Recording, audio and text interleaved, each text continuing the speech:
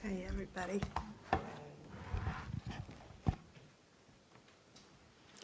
Kerry James Marshall is widely recognized as one of the most important contemporary artists of our time. His paintings have transformed conversations and expanded the possibilities regarding figurative representation in art. Drawing upon centuries of European art traditions, Marshall creates richly layered works that celebrate African American culture while challenging historical omissions and assumptions about African American life.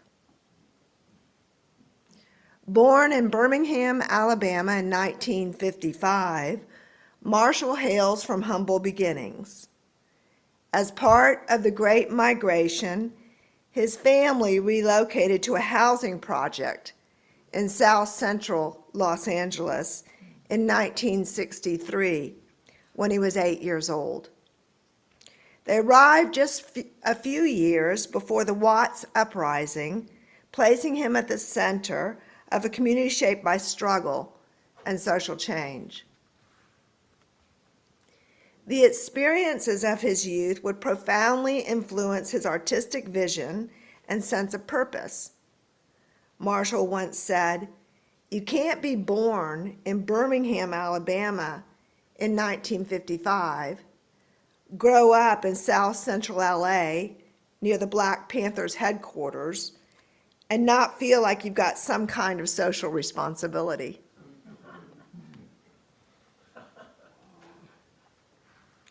That sense of responsibility is evident throughout his work. Just a side note, this is titled A Portrait of the Artist as His Former Self, and it's one of his earlier works. And you can see where he's drawing on those early 20th century depictions of African Americans. So to continue, that sense of responsibility is evident throughout his work. His paintings portray the lives, histories, and aspirations of African Americans with dignity, complexity, and beauty, often focusing on people and experiences that had long been overlooked in mainstream art. I remember that same sense of responsibility in Kerry as a professor at the University of Illinois at Chicago. He cared deeply about his students and challenged us to think critically about art and society. In the next slide, titled Souvenir, you can see Martin Luther King, John and Robert F. Kennedy, or Robert Kennedy and John F. Kennedy, and then other notable people that have to do with influencing African American life, and the "In Memory Of" above the window. His influence continues to grow internationally, exemplified by an exhibit just last year when the Royal Academy of Arts in London presented Kerry James Marshall, The Histories, the largest survey of his work ever shown in Europe. Featuring more than 70 works, it will be exhibited throughout the continent until 2027. Marshall's impact extends beyond painting. In 2023, Washington National Cathedral unveiled Now and Forever, his first stained glass commission. The windows replace memorial windows honoring Confederate Generals Robert E. Lee and Stonewall Jackson, creating a powerful new symbol of racial justice and reconciliation in one of the nation's most significant religious landmarks. And those are close-ups of the two windows. In 2013, Kerry was appointed to President Barack Obama's Committee on the Arts and Humanities. Marshall's achievements have been recognized with numerous other honors throughout his career. One of the earliest was the prestigious MacArthur Foundation Fellowship, also called the Genius Grant, which he received in 1997. Countless awards have followed. What makes the MacArthur Genius Grant accomplishment meaningful to me is that I knew Kerry then, as his reputation was rapidly growing. I was fortunate to be both his student and friend from 1993 until the mid-2000s. Kerry once told me that his goal was to have his work included in the art history books. I looked at him with surprise, and he added, "Shoot for the stars and fall short at the mountaintop." He has certainly reached the mountaintop. This is the Royal Academy of London just last fall, one of the several galleries where his work was displayed.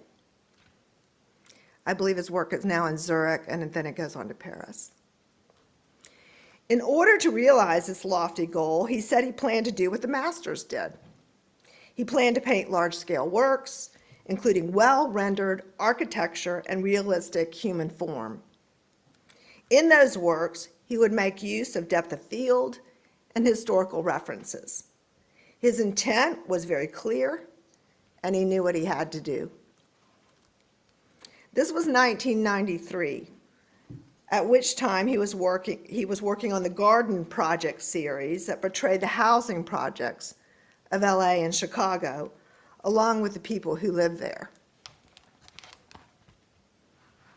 I was in the first class Kerry James Marshall taught at the University of Illinois at Chicago.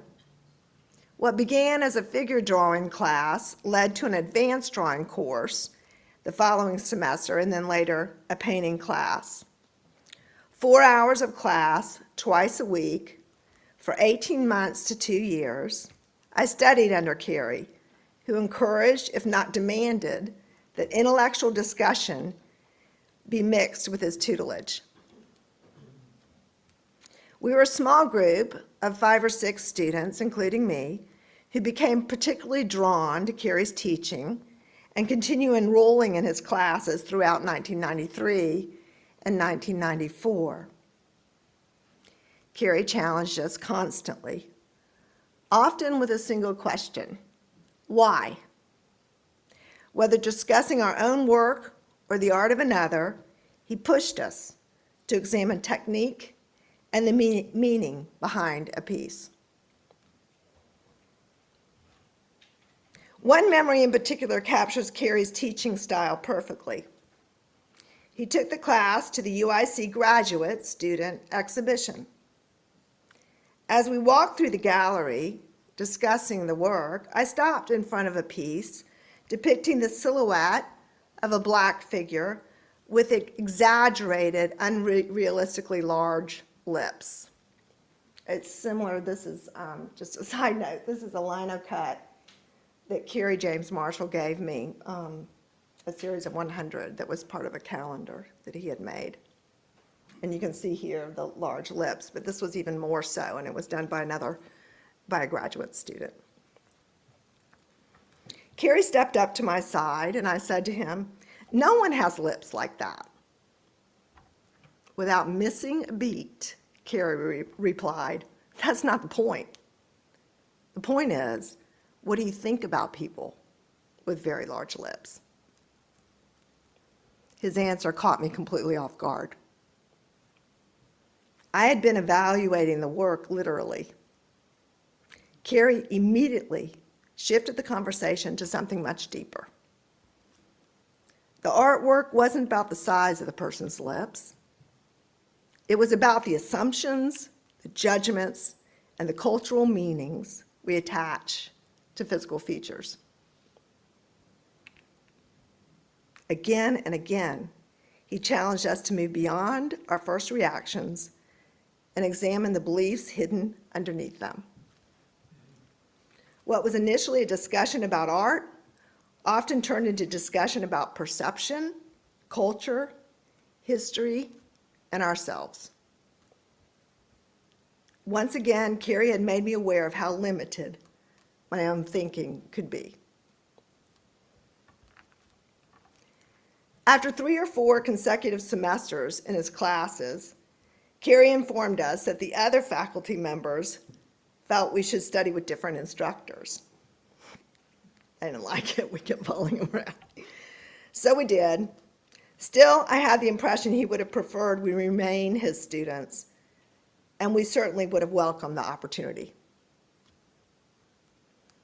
Kerry was an exceptional teacher who extended learning beyond the classroom. He organized a visit to the Art Institute of Chicago, invited us to his studio, and generously shared the practical mechanics of drawing and painting. In an art department that often emphasized conceptual concerns over craftsmanship, Kerry valued both. Ideas mattered, but so did skill.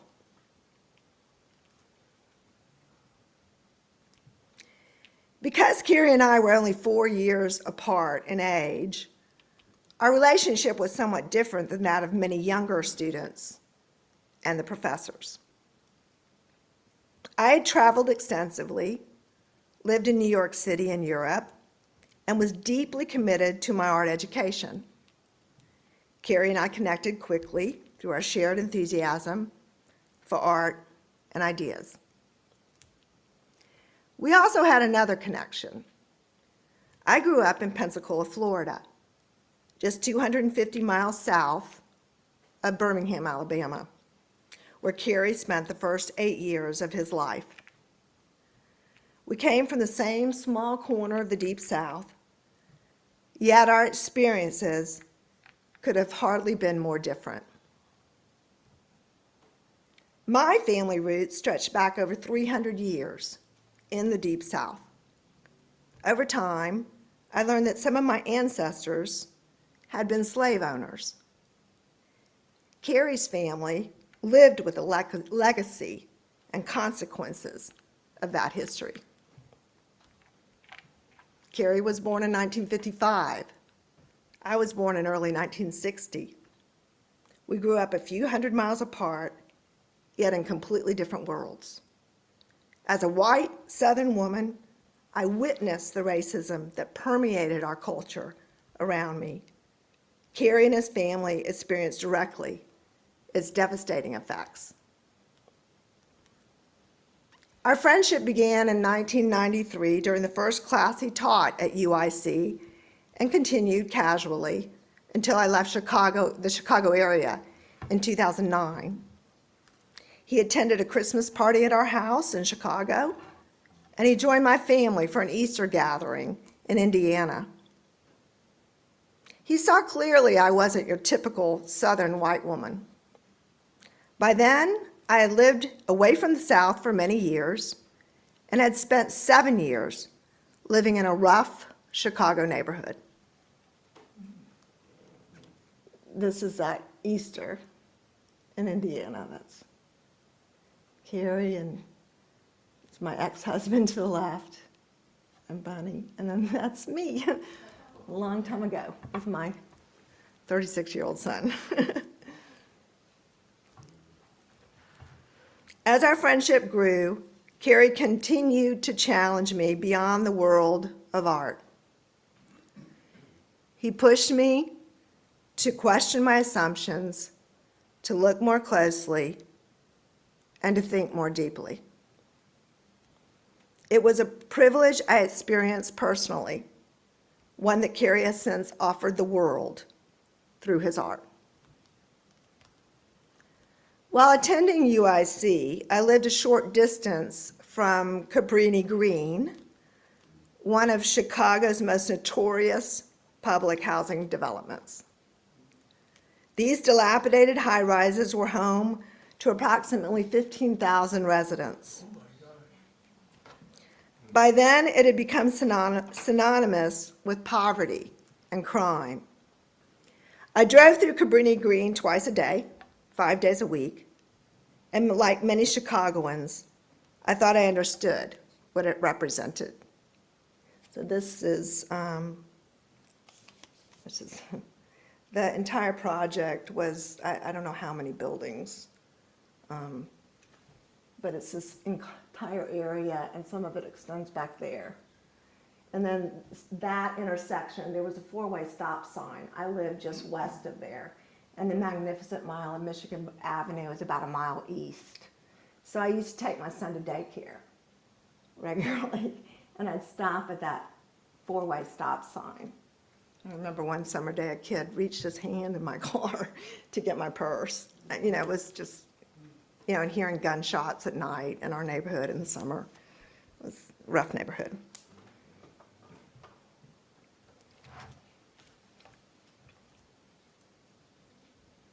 Excuse me. Because of that proximity, I was especially intrigued by the series of public housing projects Kerry began in the early 1990s. He was working on what would become his landmark housing project series while I was his student. The first painting in that series, Many Mansions, from 1994, depicts a public housing project with three well-dressed men carefully tending to the gardens in the foreground. It was the first of 5 large-scale paintings inspired by the housing projects in Chicago and Los Angeles, and marked the beginning of Kerry's rise to international prominence.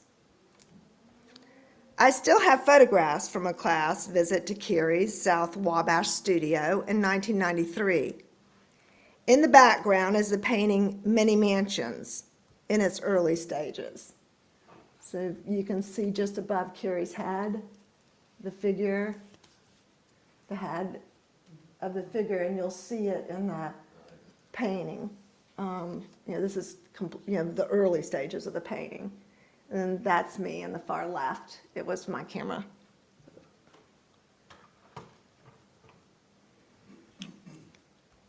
One day while looking at the painting with him, I questioned the figures he had included in Many Mansions. I said, there aren't people like that in the projects. So see here, see the figure? The man in the middle is what's in the background of the class picture. So I said, you know, there aren't people like that in the projects, I said. Yes, there are, Kerry immediately replied. What makes you think there aren't? Of course there are. His response stopped me cold. What he helped me to understand was that I had unconsciously accepted a stereotype.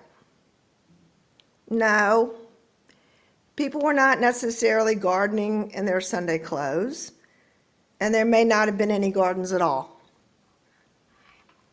But there were people living there who cared about their homes, who took pride in their surroundings, and who did what they could to make life better for themselves and for their families.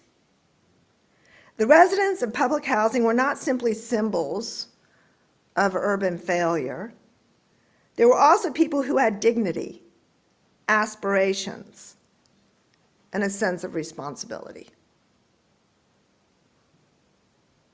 I knew that Kerry had spent part of his childhood living in public housing in Los Angeles.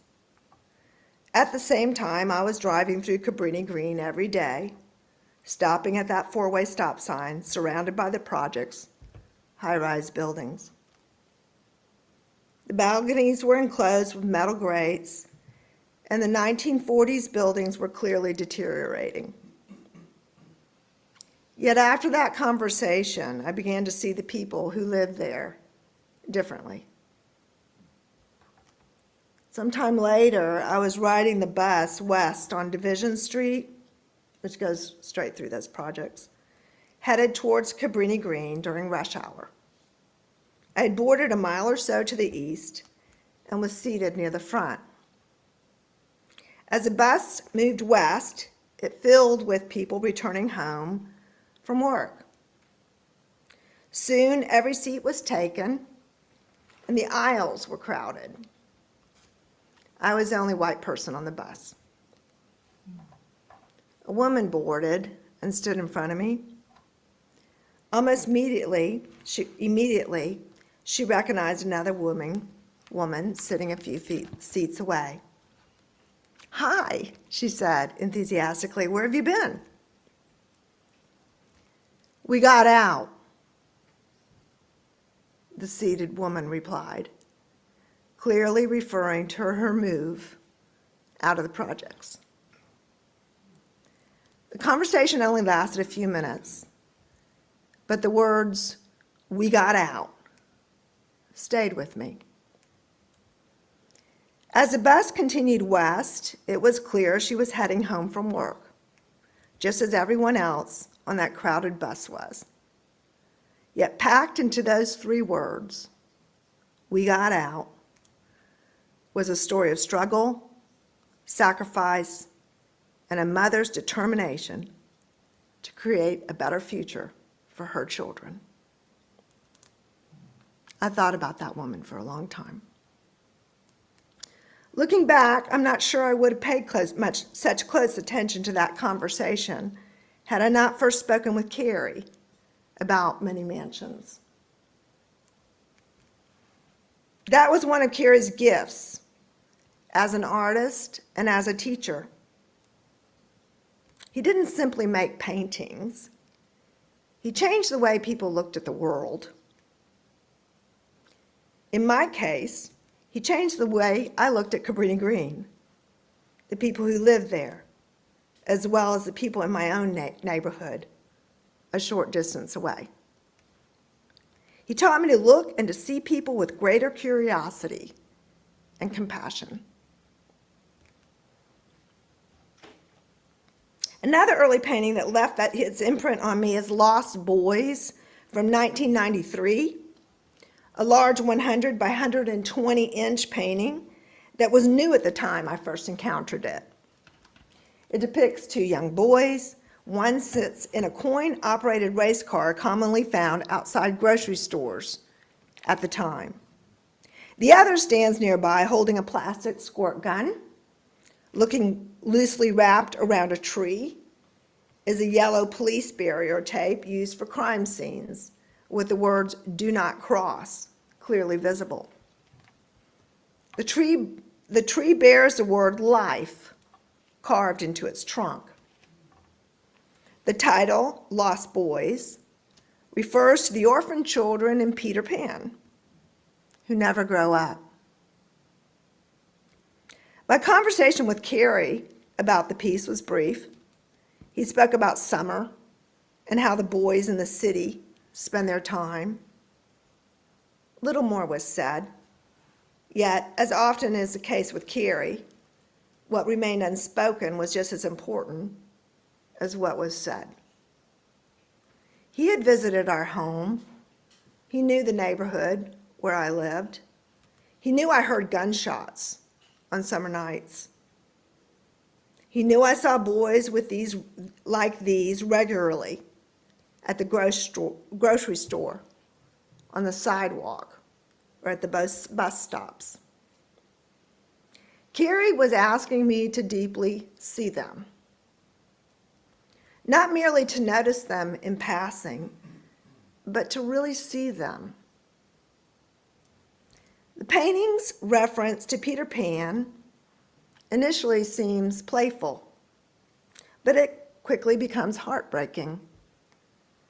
These boys are lost in a very different sense. Kerry compels the viewer to recognize that. For many young black boys, growing up is not a guarantee. Violence, poverty, discrimination, incarceration, and social neglect place countless obstacles in their path. Many will never reach adulthood. Like Neverland, America can be a place where some children never get the chance to grow up. In Lost Boys, Kerry transforms an ordinary summer afternoon into a meditation on vulnerability, mortality, and the fragility of childhood. The painting acknowledges both the innocence of youth and the harsh realities that threaten African American children. What struck me most was that this reality existed all around me. By then, I had lived in that Chicago neighborhood for over 7 years. The people Kerry painted were my neighbors. I'm reminded of another Lost Boys painting moment that revealed yet another essential about Kerry's approach to painting. During a visit to a studio, I noticed that one of the first portraits from the Lost Boys series hanging on the wall. A thin stream of white paint had dripped down the surface and stopped just above the subject's eye. The effect was striking. I was fascinated. "How did you allow yourself to just let that paint drip?" I asked. "I walked out of the room," he replied. Classic Kerry. The drip had not been planned, yet instead of correcting it, he allowed gravity to continue its work. By chance, and by Kerry's willingness to accept chance, the paint stopped at precisely the right moment, just above the eye. The result was powerful, and I thought it was brilliant. That comment revealed Kerry's artistic courage, which brings us back to a phrase Kerry used in our class. You have to be willing to risk it all. More than 30 years later, those words still come to my mind when I paint.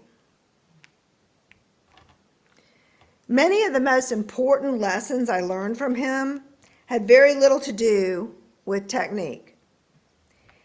He taught me to question my assumptions, to look beyond appearances, and understand that art reveals as much about the viewer as it does about the subject being viewed. One of the ideas Kerry returned to repeatedly was the importance of questioning the narrative. By that he meant not only the stories we tell as a nation or as a culture, but also the narratives we carry within ourselves, the assumptions we inherit, often without even realizing it. He encouraged us to question everything. One day before class, I was talking about taking my young son to visit a friend from his daycare. William often went with me on campus when daycare was closed, and Kerry knew him. There were 2 little girls in William's class with the same first name. And William asked which Jessica we were going to go see. "The one with dark skin," I replied, or perhaps I said the one with black skin. I don't remember. What I do remember is Kerry's response. Keep in mind that the term African American was not used at that time. "Why did you say the girl with black skin?" he asked. "Because it's a dominant physical characteristic," I replied. He wasn't satisfied. "But why?" he asked. I tried again. I explained that I didn't know the children's last names and that the skin color seemed like the most obvious distinguishing characteristic. "But why?" he asked again. Looking back, it's the only time I remember Kerry showing me even the slightest hint of frustration. In retrospect, I could just as easily have said, "The one with black hair." Again and again, he challenged me to recognize my own unconscious habits of thought, the use of words, my perceptions, and to question where they came from. Kerry had a way of planting questions that continued to linger in my mind long after the conversation had ended. Our friendship continued after I left UIC and moved to the suburbs, in 1996. I remember one afternoon Kerry called me to talk about his work. The conversation lasted quite a while. The next day, I listened to an interview with Kerry, one of his first, if not the first, on NPR. As I listened, I realized it was almost exactly the same conversation we had shared the day before. Though I didn't know it at the time, it became clear that Kerry had been thinking through his upcoming interview and had rehearsed it with me. One afternoon, this is when we were still living in the city, my then husband called and asked me to check on his photography studio because the alarm had gone off. It had happened before. He was out of town. The building was located in a sketchy neighborhood, only a few blocks from Kerry's studio. My young son, William, was with me. He was 3 or 4. As I was driving, I became uneasy. What if this wasn't another false alarm? What if someone actually had broken in? I decided to stop by Kerry's studio and asked if he would come with me. I rang the bell, but received no answer. As I turned to walk back to my car, Kerry happened to pull up. He rolled down his windows and asked what was going on. And I explained the situation and asked if he would come with me. At first he hesitated. And then William walked up. And seeing him, he agreed to come with me. The 3 of us entered the building. As I struggled with the alarm system, I asked, "Do you know how these things work?" "No," he abruptly replied. Then he sat down on a chair near the door and didn't move. At first I thought his behavior was a little odd, but as I walked through the studio, I realized what he was doing. He wasn't going to touch anything. Not the door, certainly not the alarm panel, not a single object. He sat in one place and waited. Only later did I realize the full significance, only later did the full significance of that moment sink in. The alarm had gone off. The police could have arrived at any time. If they had entered the building and found a black man inside a commercial space that wasn't his, with a white woman and a child present, he could have found himself in an extremely difficult situation. Kerry understood that the moment I asked him to come with me. I did not. Yet, despite the risk, he came anyway. He came because a friend had asked for help. That is the kind of man Kerry James Marshall is. When people speak of Kerry today, they rightly celebrate his extraordinary accomplishments as an artist. They talk about the exhibitions, the awards, influence, and the paintings that changed the course of contemporary art. I think about those things too. But I also think about the teacher who kept asking why, the artist who taught me to look more carefully, the friend who trusted me enough to rehearse ideas before an interview, the man who challenged my assumptions, expanded my understanding of the world, the friend who showed up when I needed help. Kerry was never interested in giving easy answers. He was and is interested in helping people wake up and ask better questions. He taught me to look deeper, to question my assumptions, and to challenge the narratives I accepted about myself and others. Many of those questions have stayed with me for more than 30 years. Some of them I'm still answering. Thank you.